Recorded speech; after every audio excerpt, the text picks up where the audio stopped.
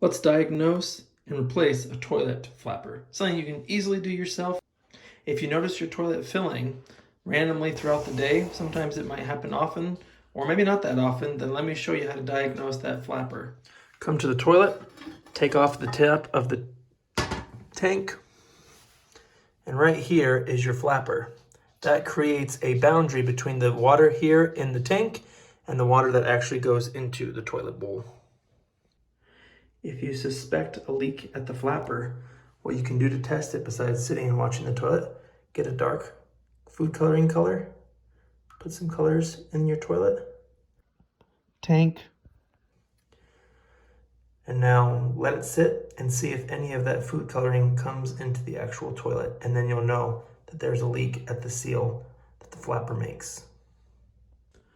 My advice is to do this test before you go to bed. That way the toilet isn't utilized, because obviously if you flush it, you're going to get this blue coloring or whatever food coloring you use into the bowl, and you won't be able to know if you actually have a leak.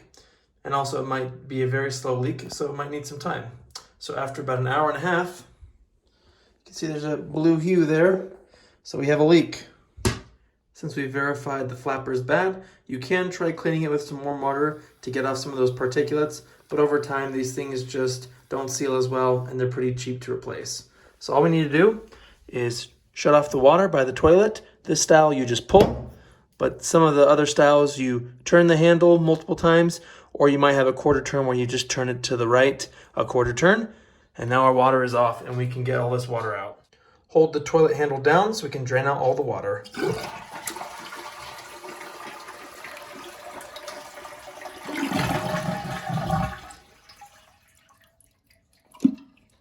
Now we can pull off this chain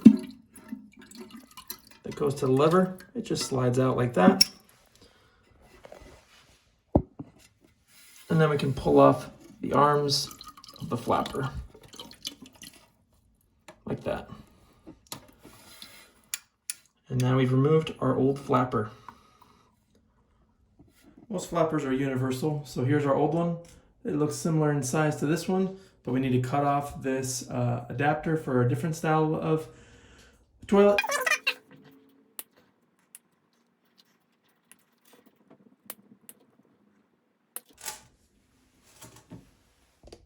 Cone side down.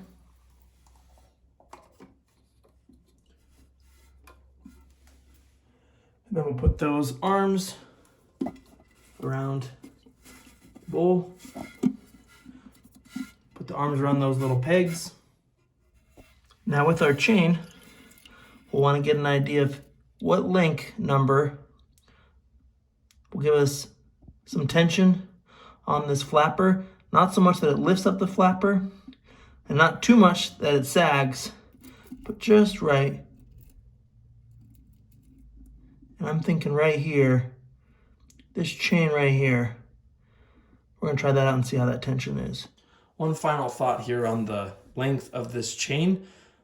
Again, remember, this flapper just purely creates a seal from the tank water and the water that's actually in the bowl. So if you have this too tight, too taut, then it will slightly lift up that flapper and allow water to flow through. Too loose, and then when you push down on the handle, it won't really pull up that flapper all the way and pivot it up. So you just want it enough that it's slightly slack like this, something like that. And then when you engage the handle, it comes up all the way. Too little, it won't come up enough. Too much, and it will easily be set off. So play around with it and don't cut the chain until you're ready to stick with what you got. We have our chain now installed. I'm going to cut off that excess chain once I like how it looks. And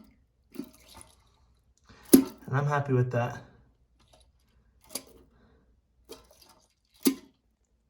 Since we have a lot of extra chain, I don't want that to get in the way of the flapper. So I'm just going to cut it off with these cutters.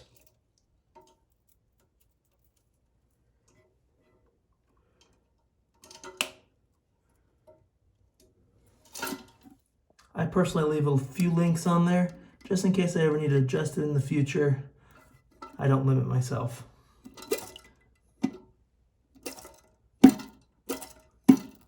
Now I'll shut the water on, test it a couple times, make sure that there's no ghost flushes, and then if it's good, I'll put some more dye in it and we'll see if it's still leaking. 16 hours later, you can see nothing's gone in the tank. So that's how you properly diagnose and replace a flapper. Save 70 to 100 bucks by doing this yourself rather than calling a plumber. Questions or comments, put it below. Thanks for watching. See you in the next one.